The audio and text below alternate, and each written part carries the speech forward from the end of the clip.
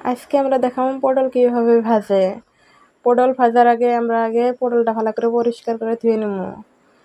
ধুয়ে নেওয়ার পাশে তার পটলটা ভালো করে কেটে সাফা করে নেব।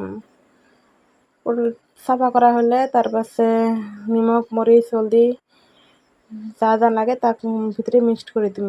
মিক্সড করার পাশে কড়াই তেল গরম দিম। তেলটা পুরা গরম হয়ে আসলে তারপরে পটলগুলো তেলের ভিতরে ছেড়ে দিম। ছেড়ে দেওয়ার পাছত লাহে লাহে পিঠে ভাজে নিম পটলটা। মাঝে মাঝে ভলিউমটা কম করে দেবেন।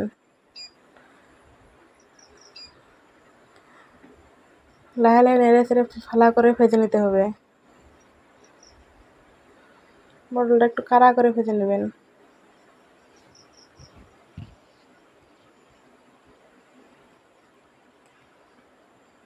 পটলটা ভাজা হয়ে গেলে